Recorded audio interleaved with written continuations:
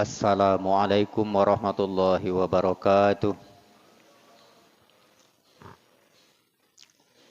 Innal hamdalillah nahmaduhu wa nasta'inuhu wa nastaghfiruh wa na'udzu billahi min syururi anfusina wa min sayyiati a'malina. May yahdihillahu fala mudhillalah wa may yudlil fala hadiyalah. Asyhadu an la ilaha illallah wahdahu la syarikalah. Wa ashhadu anna Muhammadan abduhu wa rasuluh la nabiyya ba'da. Allahumma salli ala Muhammad wa ala alihi wa ashabihi Rasulillahi ajma'in. Amma ba'du. Bapak-bapak, ibu-ibu, hadirin dan hadirat jamaah salat subuh Masjid Raya yang dimuliakan Allah. Pertama dan utama sekali, mari senantiasa kita aturkan puji beserta syukur kehadirat Allah Subhanahu wa Ta'ala yang tak kunjung henti melimpahkan rahmat, nikmat serta karunia-Nya kepada kita semua. Baik itu iman, Islam, sehat dan sempat. Sehingga dengan limpahan rahmat dan karunia-Nya itu sampai saat ini kita masih tetap berada dalam keadaan sehat walafiat. Masih sempat menghirup udara segar di permukaan bumi ini, walaupun sekarang musim panas. Tapi yang jelas, semua yang kita alami, yang kita saksikan dan kita rasakan, itu adalah pemberian dari Allah Subhanahu wa Ta'ala yang patut kita syukuri. InsyaAllah semua kita yang menerima apapun yang diberikan Allah termasuk orang-orang yang pandai mensyukuri nikmat Allah. Salat beriring salam tak henti-hentinya kita mohonkan pada Allah Subhanahu wa Ta'ala, kiranya disampaikan kepada arwah junjungan kita Nabi besar Muhammad sallallahu alaihi wasallam. Allahumma salli ala Muhammad wa ala ali Muhammad. Bapak Ibu hadirin jamaah subuh yang dimuliakan Allah. Apa kabar pagi ini Pak? Sehat Pak ya? Alhamdulillah sehat. Karena sehat itu lebih utama dari segalanya. Dengan sehat kita bisa beraktivitas. Dan dengan sehat kita bisa beribadah dan mendekatkan diri kepada Allah Subhanahu wa Ta'ala. Bapak Ibu hadirin jamaah salat subuh yang dimuliakan Allah, kita ingat kembali tujuan hidup kita beribadah. Berarti semua yang kita lakukan dalam rangka pengabdian, ibadah pada Allah Subhanahu wa Ta'ala. Dilaksanakan dengan ikhlas, dengan tujuan akhir agar mendapat ridho Allah. Jadi tujuan hidup kita beribadah, laksanakanlah itu dengan ikhlas agar kita mendapatkan ridho Allah. Tapi bukan agar kita mendapatkan surga. Karena surga itu bisa kita dapatkan apabila keridhaan Allah sudah kita raih. Jadi tujuan kita ibadah itu bukan untuk mendapatkan rezeki yang banyak, dapat surga, dapat kelebihan, dapat keuntungan. Tapi tujuan kita beribadah itu untuk menggapai ridho Allah Subhanahu wa Ta'ala. Karena kalau Allah sudah ridho, semuanya akan kita peroleh. Kalau Allah sudah ridho, semuanya akan kita peroleh. Tujuan hidup kita beribadah, laksanakan dengan ikhlas, dengan harapan mendapat ridho Allah, dan akhir dari semua itu, insya Allah kita akan masuk surga. Semua umat Islam masuk surga. Adakah umat Islam yang tidak masuk surga? Ada umat Islam yang tidak masuk surga. Yakni umat Islam yang melakukan dosa besar sebelum dia mati tidak sempat bertaubat. Melakukan dosa besar sebelum mati tidak sempat bertaubat kepada Allah Subhanahu wa ta'ala. Jadi memang semua umat Islam itu masuk surga. Tapi kalau dosa besar yang dilakukannya tidak sempat taubat, tidak masuk surga.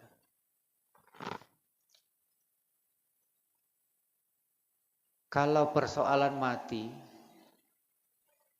semua kita akan mati. Tanpa kecuali.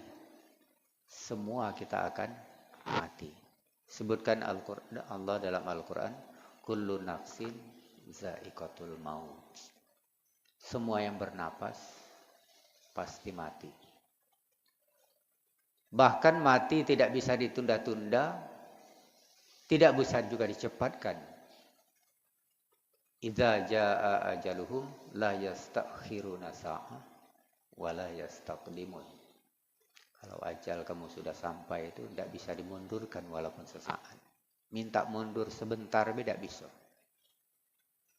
Wala yastaqdimun, dan tidak bisa juga dimajukan walaupun sesaat. Dipercepat tidak bisa juga. Lamun yang sakit lah puluhan tahun cepat mati beda bisa. Tapi ada orang yang sehat, segar bugar, kalau sudah sampai pada saat itu Allah mengambil nyawanya, maka dia akan meninggalkan dunia ini. Artinya sekarang semua kita itu pasti mati. Yang sehat bisa mati. Yang sakit mati. Rakyat biasa mati. Pejabat mati. Semuanya akan mati. Kita tidak usah persoalkan kapan kita mati. Tidak usah persoalkan di mana kita mati. Tidak usah dipersoalkan bagaimana cara kita mati. Karena mati itu pasti. Mau di mana kita mati, mau bagaimana caranya kita mati, kapan waktunya kita mati. Tidak usah kita persoalkan. Lalu apa yang perlu kita persoalkan? Apa yang kita persiapkan dalam menghadapi mati? Jadi tidak usah kita persoalkan aku gek mati di mana, cak mano mati, kapan mati, tidak usah dipersoalkan. Tapi yang perlu kita pertanyakan, apa yang kita persiapkan menghadapi maut, menghadapi mati itu sendiri. Tapi yang lebih utama dari semua itu, kita gapai kematian itu dalam keadaan Islam. Allah menyebutkan dalam Al-Quran, ya ayyuhalladzina amanuttaqullaha haqqa tuqatih wa la tamutunna illa wa antum muslimun. Hai orang-orang yang beriman, bertakwalah kamu kepada Allah dengan sebenar-benar takwa, dengan semurni-murninya takwa. Wala tamutunna illa wa antum muslimun. Dan jangan kamu mati kecuali dalam keadaan Islam. Apa makna mati dalam keadaan Islam? Mati dalam keadaan Islam itu bukan mati dalam keadaan beragama Islam.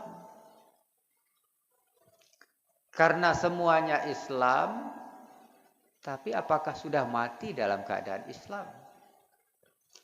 Yang dimaksud mati dalam keadaan Islam itu mati dalam keadaan kepatuhan dan ketundukan kepada Allah Subhanahu wa ta'ala.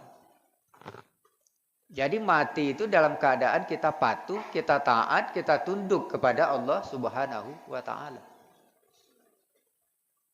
Kalau mati dalam keadaan Islam, kita beragama Islam, sedang mabuk, mati. Islam juga matinya karena beragama Islam. Tapi mati dalam keadaan Islam yang dimaksud di sana bukan mati dalam keadaan beragama Islam, tapi mati dalam keadaan ketundukan, kepatuhan dan ketaatan kepada Allah Subhanahu wa ta'ala. Jadi jangan kamu mati kecuali dalam keadaan Islam. Jangan kamu mati kecuali dalam keadaan tunduk, dalam keadaan taat, dalam keadaan patuh kepada Allah Subhanahu wa ta'ala. Karena kalau kita terjemahkan mati dalam keadaan Islam, dalam keadaan beragama Islam, semuanya beragama Islam. Tapi ada yang mati dalam keadaan berzina. Apakah dia mati dalam keadaan Islam? Apakah seperti itu mati dalam keadaan Islam? Mati di saat berjudi. Mati di saat mabuk-mabukan. Saat mabuk-mabuk mati. Tapi yang dimaksud mati dalam keadaan Islam itu bukan yang seperti itu. Itu namanya mati dalam keadaan kita beragama Islam. Tapi yang dimaksud mati dalam keadaan Islam itu ialah mati dalam keadaan taat, patuh, dan tunduk kepada Allah Subhanahu wa ta'ala. Hadirin jamaah salat subuh yang dimuliakan Allah. Sebelum kita mati, sebelum kita meninggalkan dunia ini, setidak-tidaknya ada 3 hal yang harus kita bebaskan dari dalam diri kita. Karena tujuan akhir kehidupan kita ini adalah surga. Jadi semua kita ini berharap akhir dari kehidupannya adalah surga. Tapi ada beberapa hal yang bisa menghalangi kita masuk surga. Dan hal-hal itu harus kita bebaskan dari dalam diri kita. Supaya kita tidak terhalang masuk surga. Apa itu yang harus kita bebaskan dari diri kita agar kita tidak terhalang masuk surga? Yang pertama, bebaskan diri kita dari sifat takabur atau sombong. Karena takabur atau sombong itu bisa menghalangi orang masuk surga. Yang berhak sombong itu sebenarnya Allah. Kenapa? Karena Allah punya segala-galanya. Allah berkuasa atas segala-galanya. Innallaha ala kulli syai'in qadir. Allah berkuasa terhadap segala-galanya. Sebenarnya yang layak sombong itu Allah. Semua yang ada di alam ini, semua makhluk yang ada, itu Allah yang ngatur. Bukan saja mengaturnya, tapi Allah menciptakannya. Semua makhluk yang ada ini ciptaan Allah. Semuanya yang mengatur Allah. Seyogianya semuanya tunduk kepada Allah Subhanahu wa ta'ala. Tapi kalau manusia memiliki sifat takabur, sikap sombong, apa sebenarnya yang disombongkan? Sombong dengan pangkat yang tinggi. Pangkat sesaat hilang. Kalau Allah mau, dalam sekejap, pangkat itu bisa lepas. Sombong dengan harta yang banyak. Kalau Allah mau, sekejap harta bisa lenyap. Sombong dengan ilmu yang banyak. Belum apa-apa dibandingkan dengan ilmunya Allah Subhanahu wa ta'ala. Dan bahkan banyak orang yang punya ilmu. Dan bahkan Allah katakan kita diberi ilmu itu hanya sedikit. Disebutkan dalam Al-Quran, diawali dengan cerita tentang ruh. Wa yas'alunaka 'anir ruh, qulir ruhu min amri rabbi, wa ma utitum minal ilmi illa qalila. Apabila ditanya kepadamu, hai Muhammad, tentang ruh, katakanlah ruh itu urusan Tuhan. Wa ma utitum minal ilmi illa qalila. Kamu tidak diberi ilmu kecuali hanya sedikit. Apa yang disombongkan dengan ilmu yang ada pada kita? Karena Allah sebutkan ilmu kita hanya sedikit. Bahkan tidak sampai setetes air di lautan. Sedikit sekali ilmu. Makanya orang yang takabur, orang yang sombong, itu termasuk salah satu yang akan menghalangi dia masuk ke dalam surga. Bapak Ibu hadirin jamaah salat subuh yang dimuliakan Allah. Bagaimana orang yang takabur? Bagaimana orang yang sombong? Orang yang takabur, orang yang sombong merasa jadi orang yang paling baik. Dia itulah yang baik, wong lain tidak baik. Merasa yang paling benar, dia itulah yang benar, wong lain kate yang benar, salah galau. Mau menang sendiri, tidak galak-galak. Karena mau menang sendiri, tidak galak-galak, segala cara dilakukan supaya menang. Orang yang takabur dan sombong tidak senang menerima saran atau kritik. Karena dia merasa hebat, tidak perlu dikritik lagi, tidak perlu diberi saran lagi. Jadi orang yang tidak mau menerima saran, tidak mau menerima kritik, termasuk orang yang takabur, orang yang sombong. Kenapa tidak mau menerima saran? Karena dia hebat. Kenapa tidak mau dikritik? Karena dia merasa sempurna. Merasa sempurna. Dan bahkan orang yang takabur dan sombong itu tidak senang dengan kemajuan orang lain. Kenapa tidak senang dengan kemajuan orang lain? Ya menurut dia itulah yang maju. Dia itulah yang hebat. Maka orang yang takabur dan sombong itu tidak senang kalau orang lain maju. Dan bahkan lebih parahnya orang takabur atau orang sombong itu tidak mau menerima kebenaran. Walaupun dia tahu itu benar. Disampaikan kebenaran kepadanya tidak mau menerima. Dia tahu itu benar, tapi karena takabur, karena sombong, merasa dirinya lebih hebat, lebih baik, lebih sempurna, disampaikan kebenaran kepadanya, dia tidak terima kebenaran itu. Dia tolak kebenaran itu, walau tahu dia benar. Dan orang yang seperti ini dibenci oleh Allah Subhanahu wa Ta'ala. Dan itulah salah satu yang akan menghalangi orang itu masuk ke dalam surga. Memiliki sifat takabur dan sombong. Banyak contoh orang yang takabur, orang yang sombong di permukaan bumi ini dihancurkan oleh Allah Subhanahu wa Ta'ala. Salah satu Qarun.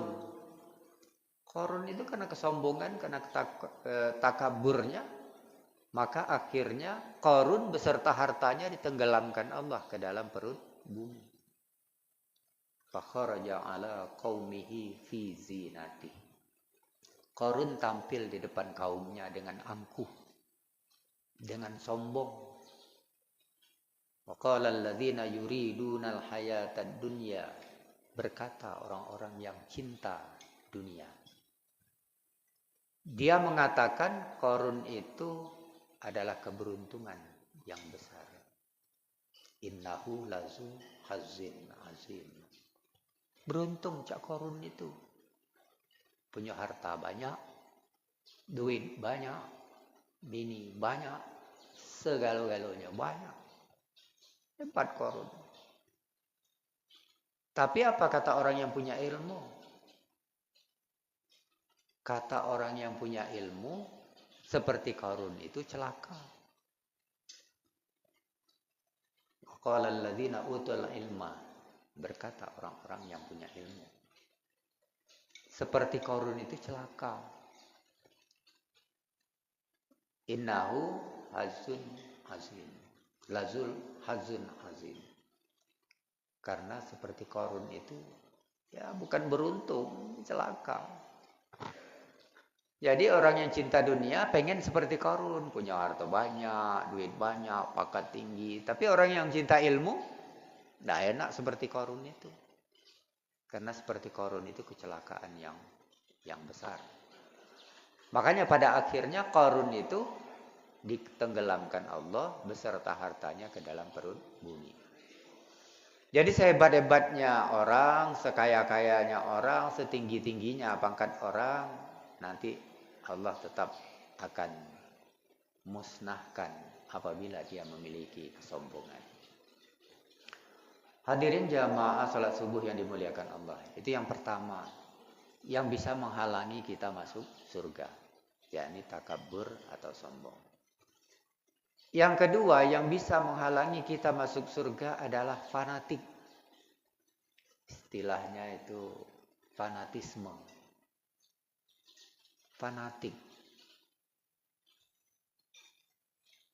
Semuanya dipertimbangkan atas dasar golongan. Tapi bukan nilai kebenaran. Dia itulah yang benar, yang lain salah. Bahkan ngajak orang lain untuk ikut yang benar menurut dia, kemudian orang lain salah.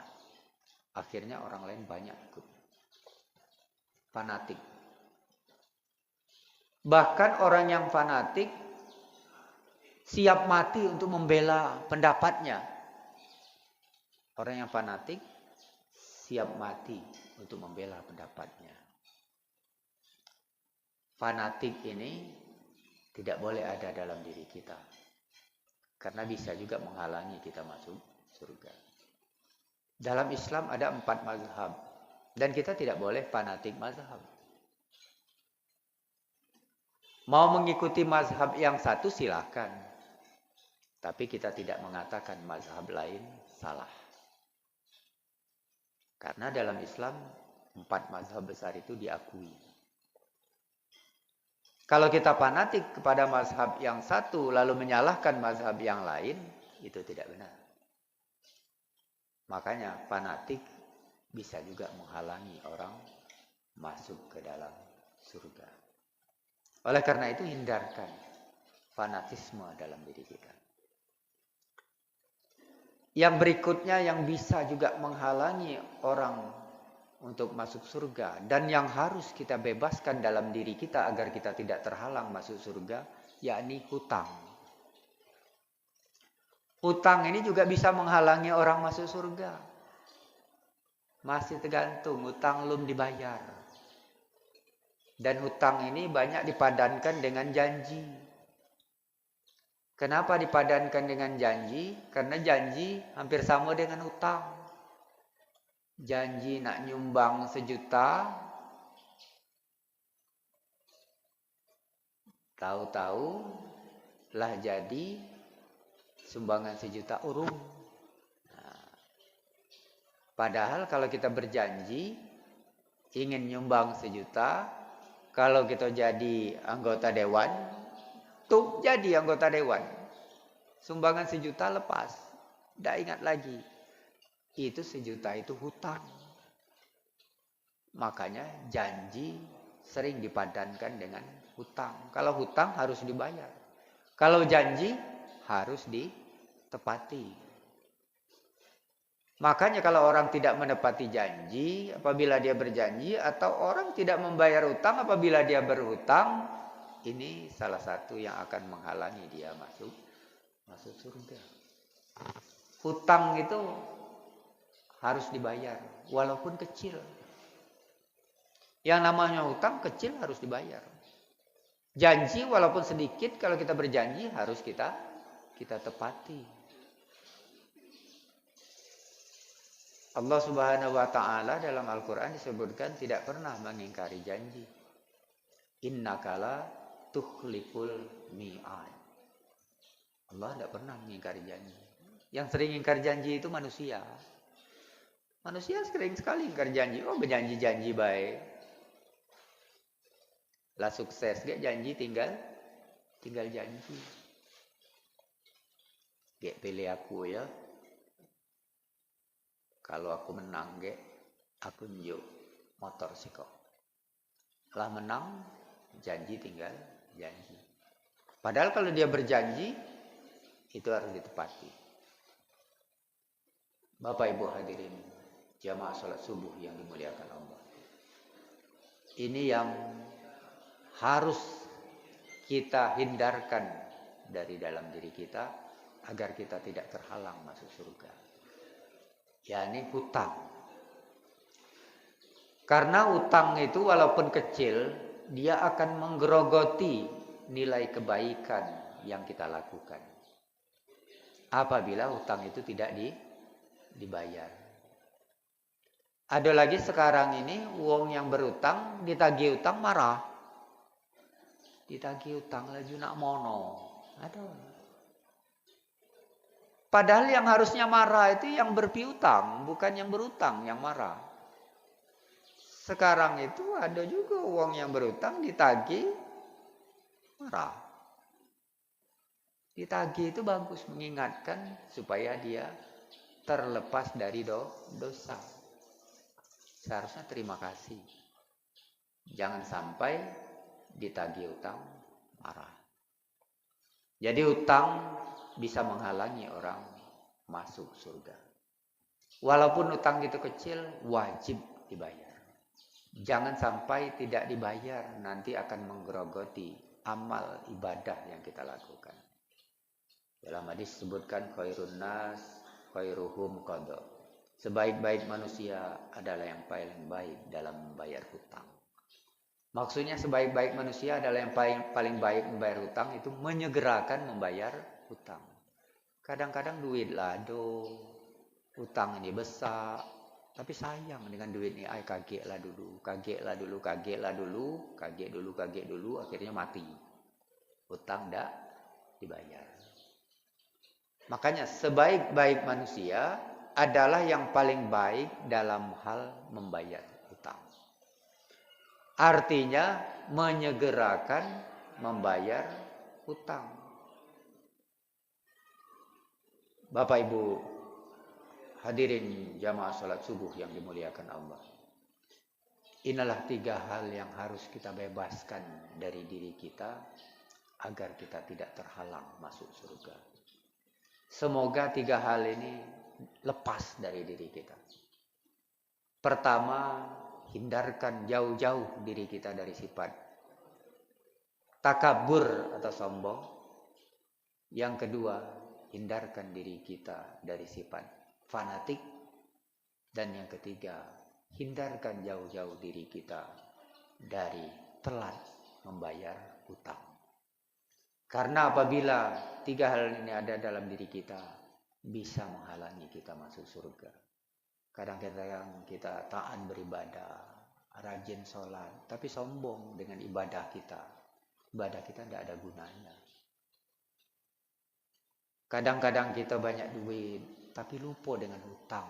Tidak ada gunanya banyak duit. Bahkan ada orang yang lupa dengan hutang, tapi rajin sedekah. Aduh itu. Utangnya lupa dia bayar, kagetlah dulu, sedekah rajin. Karena duitnya banyak. Tapi bayar hutang ini malasnya, beratnya. Padahal hal ini bisa menghalangi kita masuk surga. Hadirin jamaah salat subuh yang dimuliakan Allah, insyaallah kita semua menjalani tujuan hidup kita ini dengan baik, yakni beribadah, laksanakan dengan ikhlas, dan insyaallah akan mendapatkan ridha Allah dan pada akhirnya akan masuk surga Allah Subhanahu wa taala. Terutama hindarkan beberapa hal yang akan menghalangi kita masuk surga.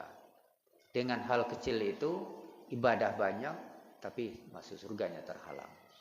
Hindarkan sifat sombong, sifat angkuh, sifat takabur, hindarkan diri kita dari sifat fanatik dan segeralah bayar hutang kalau kita berhutang. Segeralah tepati janji kalau kita berjanji. Insyaallah semua kita akan mendapatkan surga Allah Subhanahu wa taala. Lebih dan kurang mohon maaf. Billahi taufik wal hidayah. Wassalamualaikum warahmatullahi wabarakatuh.